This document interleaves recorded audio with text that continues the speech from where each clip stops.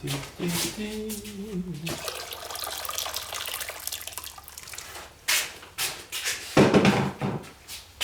folks, 26th of November. 26th of November yesterday. Yeah, just here bashing out some mugs, you know, some tankards. Yeah, we I just put up a few more pieces in my Etsy shop, and man, they just got sold. Well, some of them did. There's still some there. So I'm quickly having to knock off some more. So yeah, these are 14 ounces. They are thrown 5 1/4 inches tall to a gauge.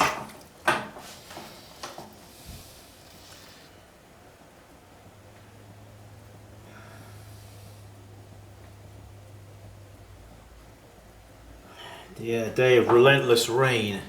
Another day of relentless rain. I don't know, this... I'm not quite sure what's up with the weather. It seems to be very strange.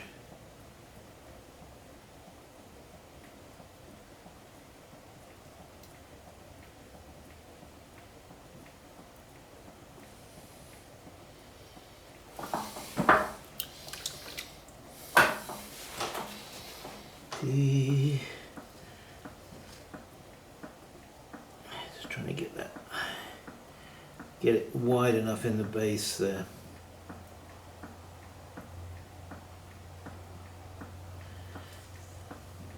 Still not wide enough.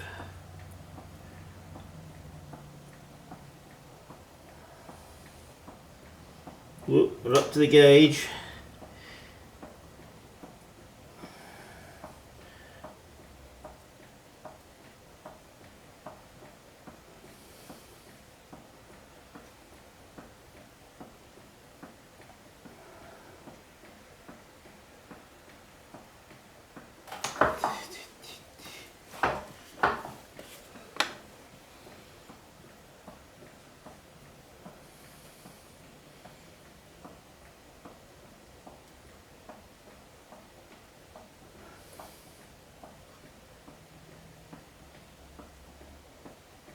Yeah, it's supposed to be 5 1/4. Yeah, it's 5 1/4. Oh, da. Just getting this collar at the top right here. It's got a little elbow here, you see, just sticks out there, where the handle kind of grows out of the side of the pot, so to speak.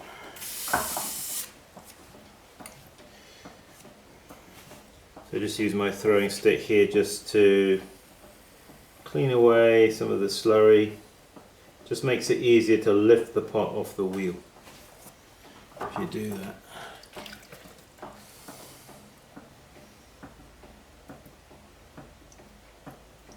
Leather.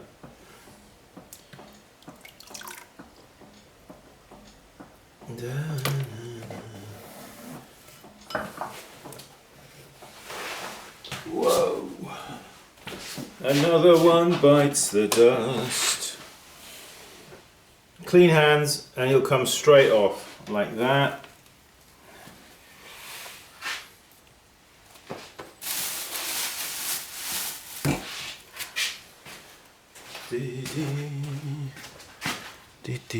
Let's bring this a little bit around there. A touch. Bring the camera in a little bit. Just about like that. Something like that. Yeah, these are a good exercise. Once you can do your cylinders properly,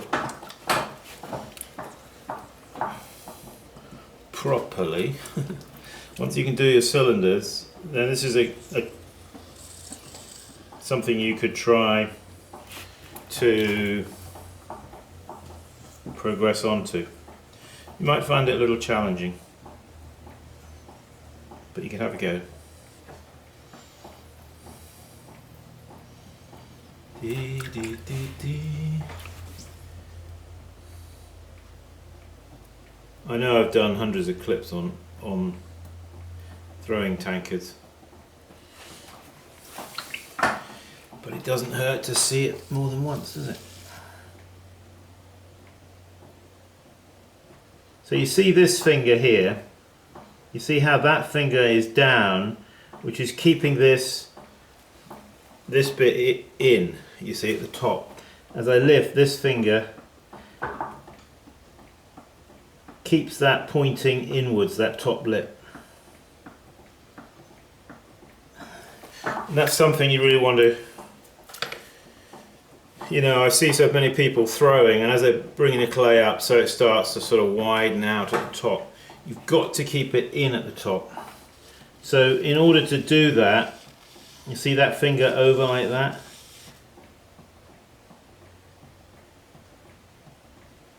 You've got to,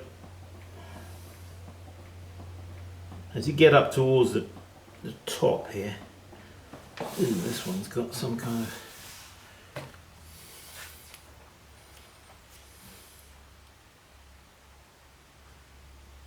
something going on at the top of this one. See the watering technique like that?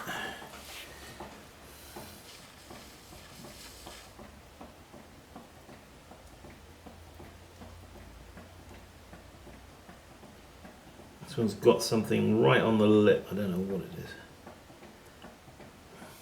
I'll see if I can work around it there.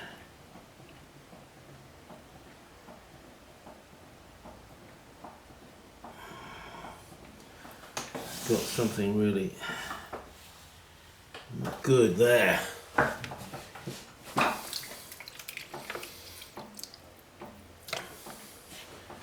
It's a challenge, isn't it, when you get something like that? You've got to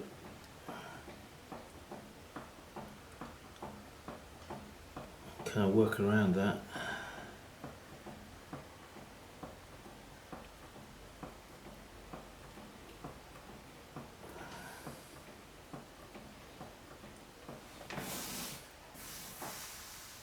There's something just in there that's,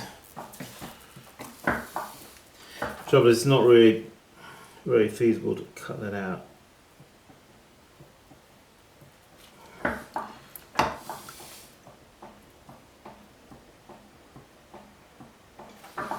We'll see if we can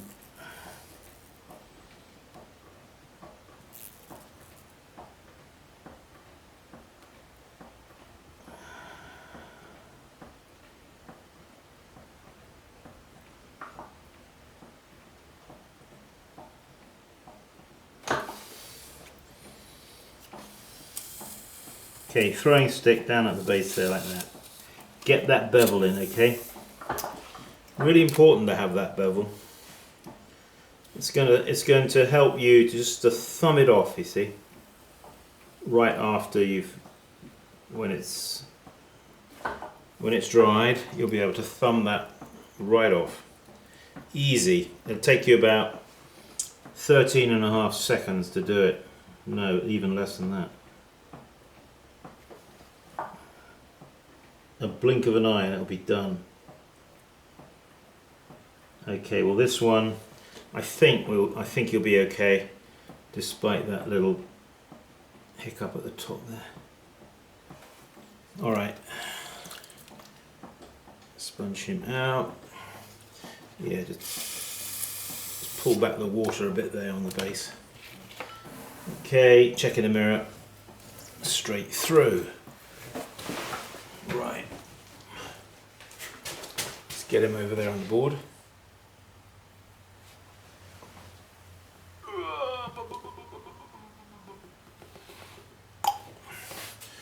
Just pull back the camera. Oops, a touch. Yeah. It's I know it's not always convenient, you know, like when I'm doing a video and you sort of think, oh, of all the times when something's got to go wrong, but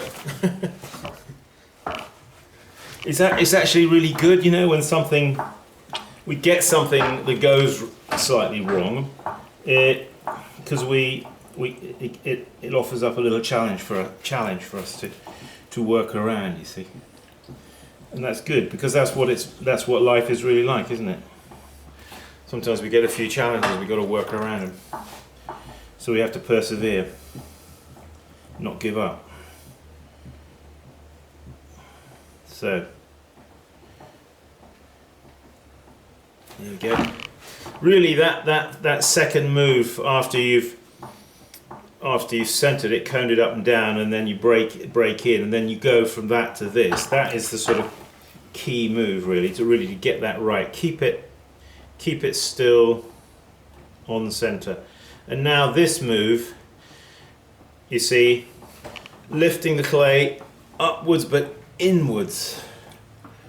You see, that's because you're then doing it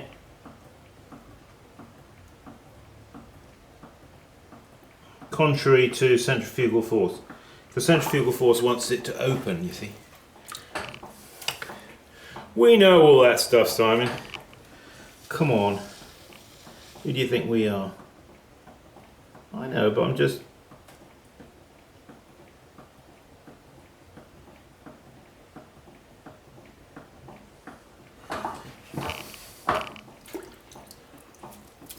Keep it wet. Keep that pot wet. Keep it... Okay, up we come to the gauge.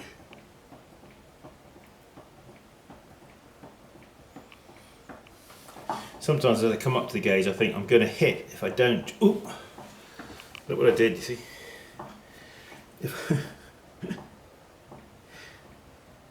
That's what happens if you talk too much, you see. Yeah, as I'm coming up to the gauge, I think I'm going to hit it. If I don't just collar it in at the last minute, just to do a little evasive action there to avoid the...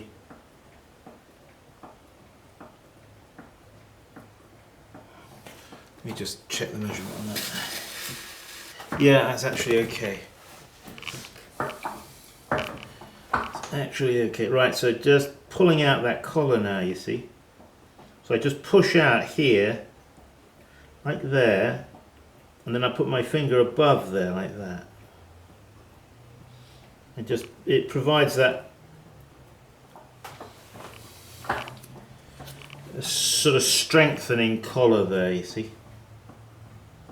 Right at the top of the pot. It helps keep it round. You know, when you've got the weight of a handle hanging off the side of a pot. Got to bear in mind that, you know, a pot when it's at cone 10, that's 2350 Fahrenheit. The pot is not sort of solid and rigid. It's actually kind of in a state of semi soft molten.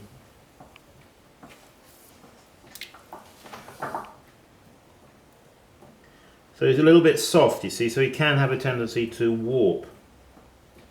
Yeah, I mean, especially something like porcelain, you know, if you're working with porcelain. Yeah, and if you're throwing it a bit thin, that's another kind of scenario where you can experience, you know, warpage in the kiln due to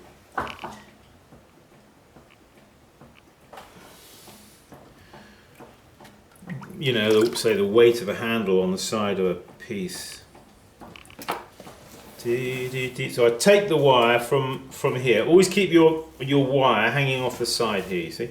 So as I take it, I clean it as I go, thumbs down and straight through, and then back there. He lives there, you see. That's his home. Yeah. Clean hands. There you go, Bob's your uncle. Another one bites the dust. Oh my gosh, look, we've got one more and that's it. We've got to do it, haven't we? Get on there.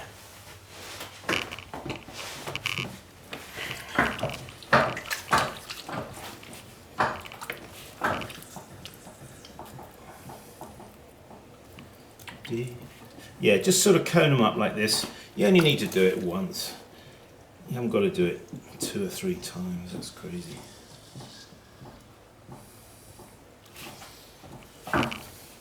Okay, now we're going to break in like that. Okay, now this is the next move where people often go off center. So as I widen the pot out like that, you see, form the base.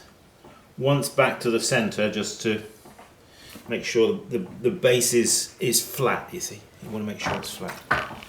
At this stage, the pot in this present form seems a little wide. You might think, wow, that's rather wide, Simon, but now I'm lifting inwards and upwards.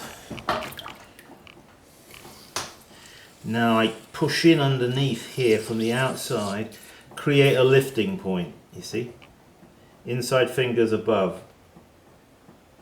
And by pushing in like that, I reduce the diameter of the base. So he's not as wide now as he was a moment ago. Back down into the base, create a lifting point, and pull him up. You see, not already up to the gauge. You want to get your lift as you lift the pot up, as you lift the clay upward, as you pull the clay. Just be a bit smart about it. Don't be slow about lifting. If you're slow, you'll run out of water. Guaranteed. Slow your wheel down as well. And remember, excess wheel speed will cause you to lose your water that you need for your lubrication of your pot. And if you lose your water, you can kiss goodbye to your pot, okay? Sounds drastic, but it's the truth. So go a little slower. Excess speed is a sure way to crash, to have a nasty crash, if you know what I mean. So just slow the wheel speed down, but speed up your lift, your pull, and get all the water. Every time you do a lift, every single time you start a lift from the bottom, make sure you give adequate water. You know, like I showed you, like this. 2 fingers over there like that, and then put the sponge and let it dribble off, run off your fingers. But it'll be touching the pot, you see, so it'll run down the wall of the pot. And it'll put the water where it's needed. There's a lot of people who water pots and the water doesn't really go where they want it. Or they're only watering part of the pot, you see. Got to make sure that water really covers the whole of the pot. Yeah. Something like that. Okay, now I'm just pushing it there a bit on the lip to make, you see, to make that go in a bit. Because I want the elbow there, you see where I'm pointing? I want that elbow to stick out a little bit. Wider than the very, very top. Just part of the design, but it's also, it keeps the lip here at the top, it keeps it protected because it's in a little bit, you see. You have to think of those things a little bit. So just hold the leather lightly over the top. And last thing I'll do before I'll cut them off is just sponge them out like that. Just pull back that water there, touch. Okay, here we go. Reach for the wire, clean it down through. Done. What could be simpler? Okay, here we go. Stop the wheel. Now, you see how that'll stick to one hand? Because I cleaned the outside of the pot with my throwing stick. Okay, I've used a twisted cut-off wire which gets air in underneath, which enables me to lift it off, and I've got my hands nicely prepared and dried off. You see, if you do that, you'll find that the pot will stick to your hand like glue, like Gorilla Glue. That's it, those are my lumps for right now. Tomorrow more. Clean a wheel, like that. Take your tools out of the water, otherwise they rot. The wooden tools. So I just generally try to do that. I don't always remember, but you know what I mean. And that's it. So folks, yeah, please go to my website, simonleachpottery.com.